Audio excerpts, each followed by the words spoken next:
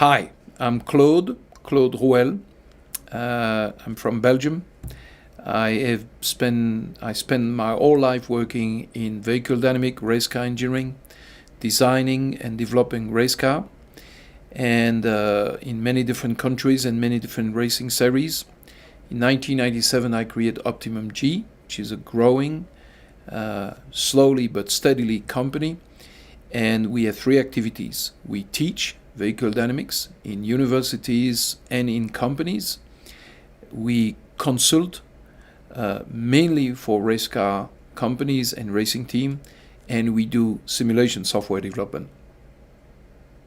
I've been teaching 337 seminars in 15 years to close to 9,000 people in 34 different countries at very different kind of people. Minimum people I had in one seminar was one.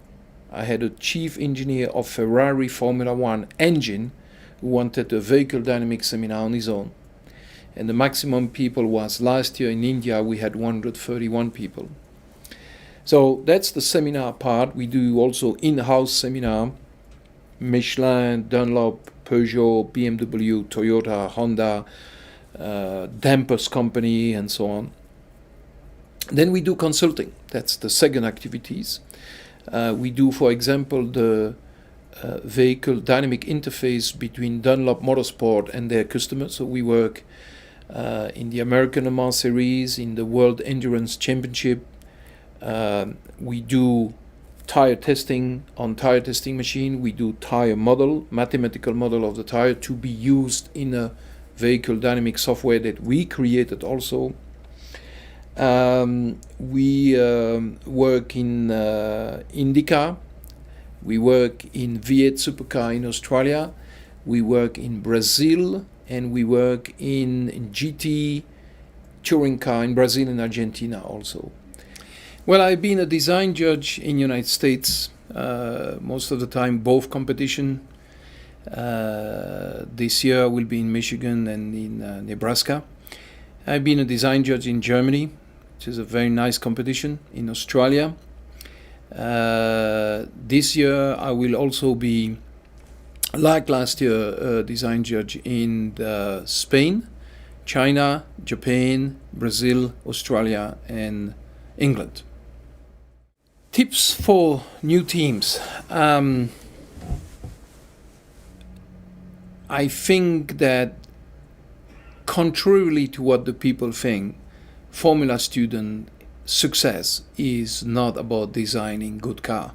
It's about designing good team.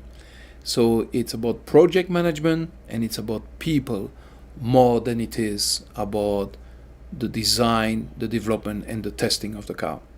As I said, success in Formula students is about people first. So I have several tips that I want to develop for Formula students. The first one is you need to know the rules. Number one. Number two, what I suggest to people is to make first a brainstorming. Actually, two brainstorming. The first one is what are the characteristics of a perfect team, whether perfect is realizable, that you can achieve that. Achievable is one thing, but what is the perfect team? And the second brainstorming is what's the perfect car. You cannot make a priority, or you cannot make the priority if you don't have an extensive list of what is possible. It's about people, then money. It's about people, then machine, not the other way around. So focus about the people. At the same time, you have to realize that once you have done this big list of the dream team and the dream car, after that you have to land and be realistic. Build a A team first and a C car first. And then as your team evolves year after year, you make a car which is better and better, and then you will end up having an A team and an A car. But I would start first by focusing on people, people first, and communication and project management and so on. In this brainstorming, I would say trying to make it on a round table so that you give every people the same importance. You always have in a group people who are more outspoken than others. So each of the students could have the little Einstein idea. So you want to give these guys who could be less outspoken the possibility to express themselves. Number one. Number two, limit your brainstorming to 3 hours, because after 3 hours your efficiency is going down. 2 hours would be a big limit. And number three, I would say a rule in a brainstorming should be nothing is impossible. Nothing is impossible. I want to tell you a quick story.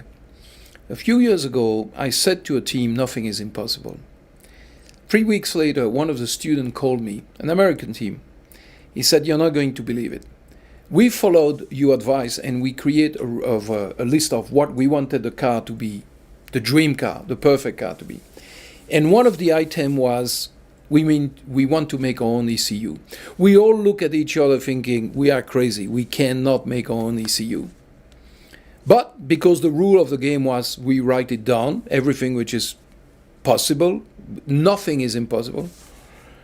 So we wrote down that we wanted to make our own ECU. A few weeks later, this guy went to a family reunion in Pennsylvania.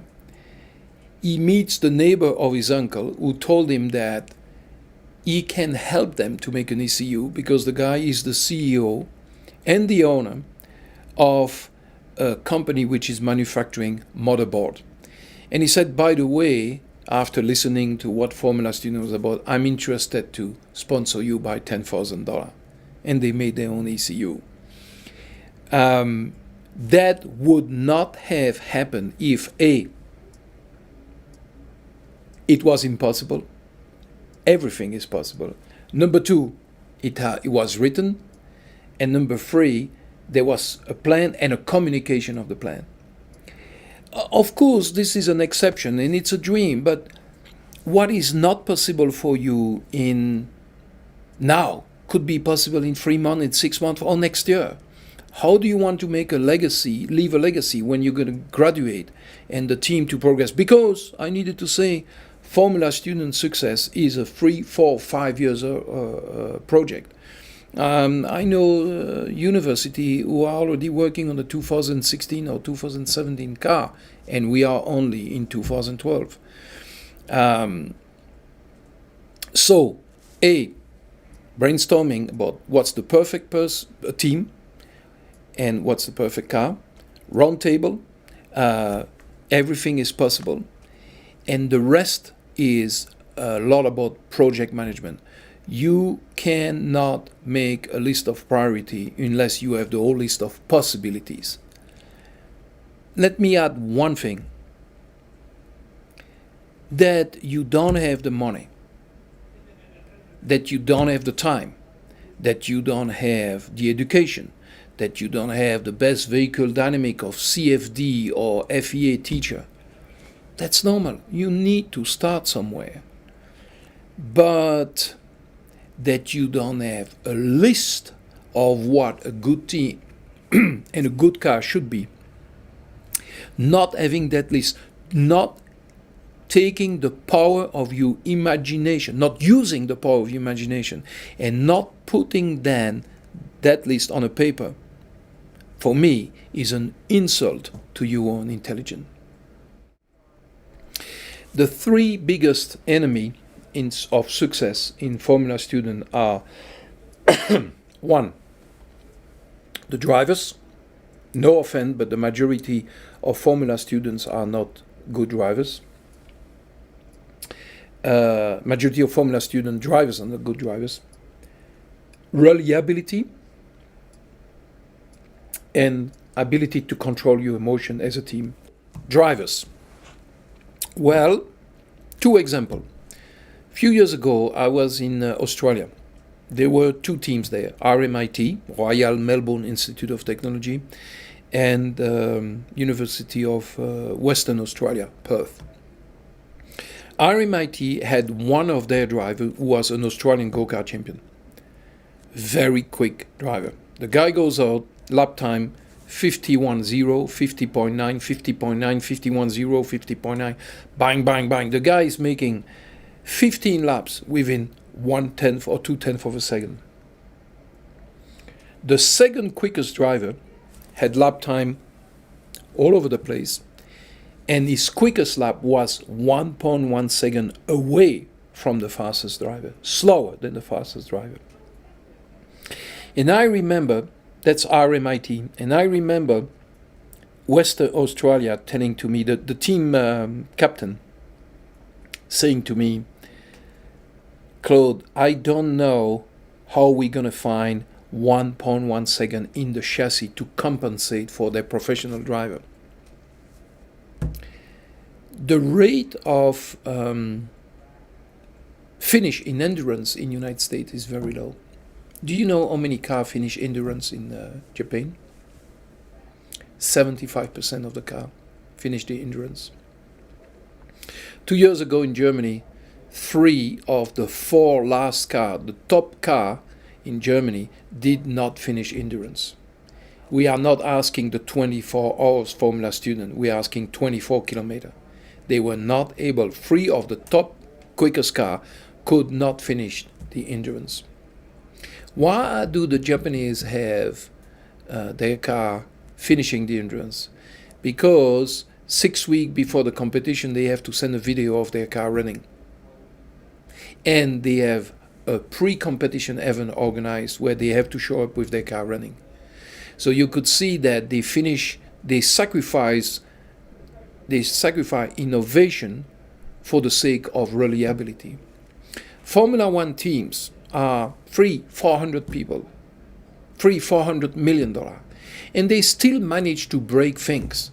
So who the heck do you think that a Formula student is, and you can go to a competition and your car is going to be reliable? So how can you have a car reliable? You need to test, and that's not gonna happen if your car is finished the night before the competition. Success in Formula Student is made of 2 books. The first book is about the design of the car, and in this book there are different chapters.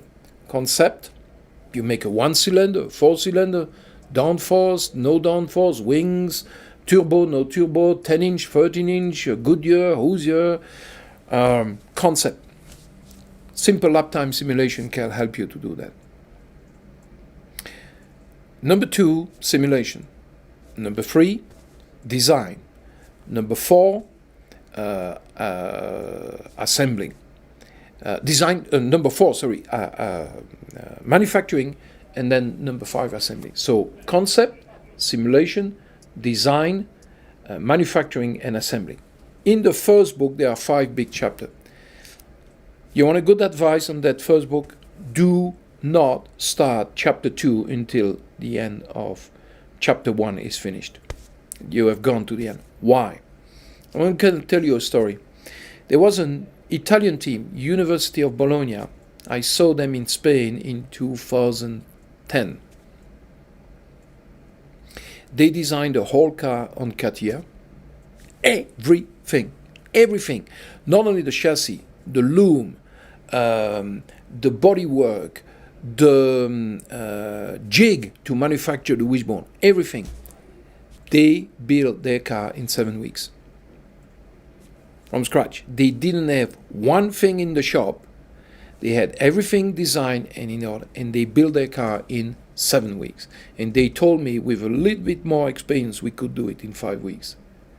Do not start to design, do not start to manufacture and assemble your car when the drawings are not finished. They do that in Formula One because they have so many experience. In Formula One, you're going to have the engine finish at the same day as the chassis. Marvel. How can you make 400 people working together? I don't know. But they managed to do that. But you don't have this experience of project management in Formula Student that they have in Formula One. You don't have the same budget either. So there are so many cars you see designed in the paddock, and said you can clearly see that they decided to add an anti-roll bar at the last minute. You design a car, you said, oh yeah, how are we going to attach the radiator? Where are we going to put the fan? You can really see that the whole concept and the design of the car was not finished when they start to manufacture and assemble it. So I insist, the first book is about concept, simulation, design, manufacturing, assembling. The end of the first book is when you put the car on the ground, you bleed the brakes, the engine is turning, all the gearbox are doing, you have the sticker on the car, you are ready to go testing. No, part 2. Testing, braking, I told you, shit are gonna happen. You're gonna have things which are going to break. Repairing, developing, and training your driver. Here's the big secret. In your ideal way, the amount of time, money, resources, energy, focus that you spend on the book 2 should be equal to the one that you spend in book 1. In other words, guys, you should spend 6 to 7 months on book 1, designing, manufacturing, and 3 to 4 to 5 months testing the car. If you go to Michigan in May and you are not testing the car in March, you are dead meat. It's not going to work. I'm clear about that. That's the reason why I push the team to make a A team and a C car, and not the other way around. If you try to make a car with a C team, the only thing you're going to do is pointing finger at each other. You're going to destroy the morale of the team. Make it simple and efficient. Make a simple car, especially the first year. And then as the project evolves, year after year, improve your team 10%, but improve your car 20 or 25% every year. A team, C car, and then the other way around. So testing and reliability are together. You need to finish your car at least 3 to 4 months before the competition. Things you should prioritize in the design of your car in Formula SAE, Formula Student. Number 1, you need to know the rules. The rule need to become your night table book. You must know the rule by heart. So many things are happening, so many problems are not solved or are scrambled to be solved in the paddock of Formula Student because the guys didn't know the rule. Number 1 thing. Second thing, concept. To do that, you need to make a simple lap time simulation software. Actually, Optimum G is going to put on the market free of charge for Formula Student a lap time simulation software, which will help you to decide for a given circuit what is the target in weight, what is the target in grip, if you want downforce or not, how much power is important, how much brake or cannot help you to make a lap time, where do you find the speed in downforce, weight, power, brakes, and so on and so on. So rules, basic, simple point maths, one maths, not 4 wheels, just one mass simulation around a given circuit. It's amazing what you can learn from there. Next step, tires. You absolutely need to be member of the TTC, which has been created by Doug Millikan. You need to understand your tire. I'm sorry to say something which is so obvious, guys, but the all performance of the car is happening in 4 little contact patches big like this. Whether it's about putting the power down, where it's about going quick on the skid pad, where it's about understeer, oversteer characteristic, where it's about brake, and where it is about driver feedback, which are going from the road to the hand of the driver, to the shoulder and the hips and the legs of the driver, all that start with the communication there, literally the grip between the surface of the ground and the tire. So you need to understand the tire. You need to understand slip angle, vertical load, camber, tire pressure sensitivity. Everything is happening there. From there, you can decide your mass distribution. You can decide your need of power. You can decide your kinematics. But I would repeat, rules, lap time, basic lap time simulation, understanding your tire. Then from there you can decide what's the ideal weight distribution, what's your kinematics, and if you need downforce, how much you need it. Well, suppose you are sick. You're going to see a doctor, and you hope that the doctor have three things: knowledge, experience, and data. Knowledge, the guy went to school. Experience, for the same knowledge, the same skills, I would prefer the guy with 30 than 5 years of experience as a doctor. And then data. He will want a blood test. He will want an X-ray. He will want some MRA or whatever. Well, racing is not very different. You want data, especially if you are a new driver. Now, you can spend a lot of time and a lot of money with data acquisition. Stick with the basics. And the basics start with the driver. Throttle, brake, steering. These are the three first factors. And then from there, we have created at Optimum G KPI, Key Performance Indicator, that we teach in our seminar, and of which you can find some information on the internet on our website. Key Performance Indicator. Where do you turn the steering wheel? What is the speed at which you turn the steering wheel? How to use the throttle? How to use the brake? So first, same story, people, then machine. Driver, then the car. So first thing, simple thing like steering, brake, and throttle. And then after that, one of the next two sensors that you can buy, which could be very useful, are next few sensors you can buy are obviously lateral and longitudinal accelerometer, gyro. Measuring the yaw velocity is very important, and derivating the yaw velocity could give you the yaw acceleration, very useful. Linear or rotary potentiometer showing you suspension movement. And then I have to say one thing which is working very, very well is infrared tire temperature sensor, which help you to measure the right Ackermann, if you are on the right direction in your camber variation, toe variation, pressure, and so on. You would be amazed. There are today sensor company like TechSense, for example, who are putting infrared sensor, and their price is reduced by close to 10 to help students to understand how to use that.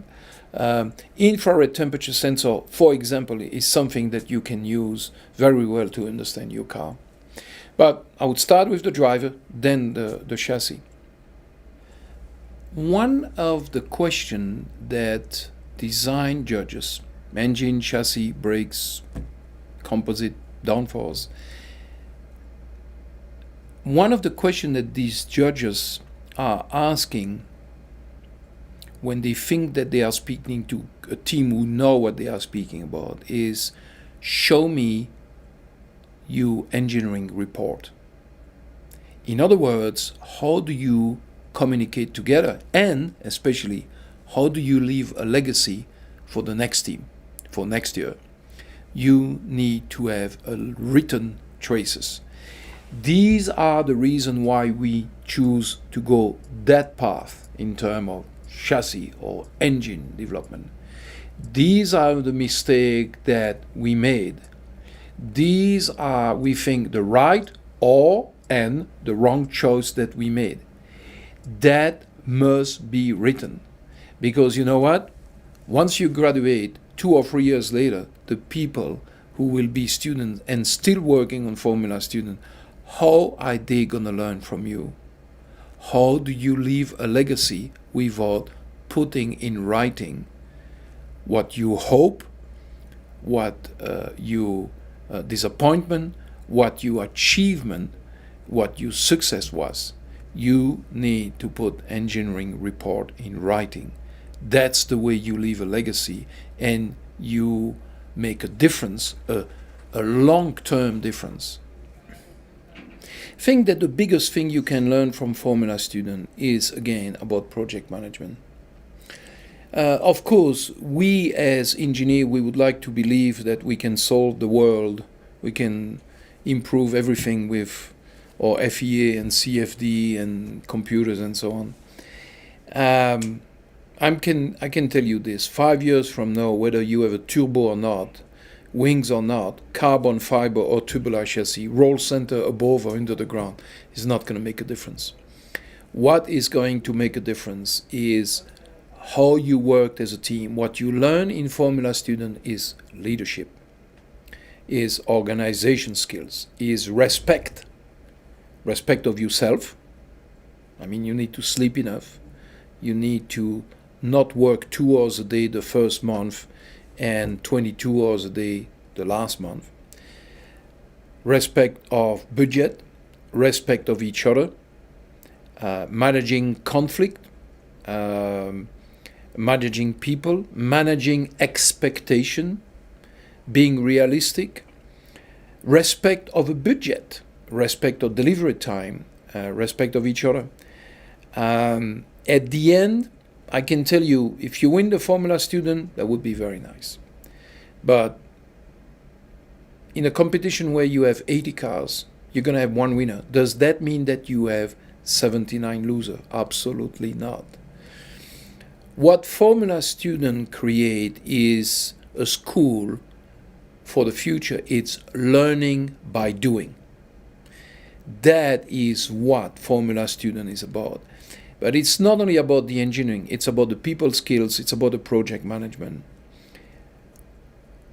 This world needs leaders. And leaders are people who understand each other, who can work together, much more than people who are strong in kinematics or in tire modeling or in cylinder head design. It's first people, then machine, first people, then money. So I think the biggest advantage of Formula Student is project management, learning how to work together, achievement as a team.